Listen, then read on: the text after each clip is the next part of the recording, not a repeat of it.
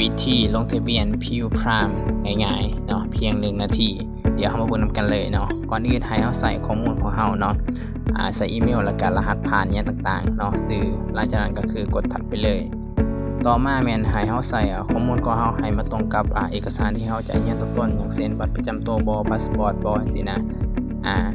แล้วก็เลือกวันเดือนปีเกิดเนี่ยต่างๆชื่อและนามสกุลเนาะเพจเนี่ยต่างๆเนาะหลังจากสำเร็จเรียบร้อยแล้วเราก็กดถัดมาเลยโอเคต่อมามันจะเป็นการสร้างMercy Trade นั่นเองเนาะตัวนี้เราจะรับเป็น Mercy Standard เนาะแล้วก็กดติ๊กและหลังจากนั้นก็คือ Next เนาะต่อมาหลังจากนั้นให้เราเลือกแถวที่2นะจะเป็นการยืนยันตัวตนนั่นเองเนาะ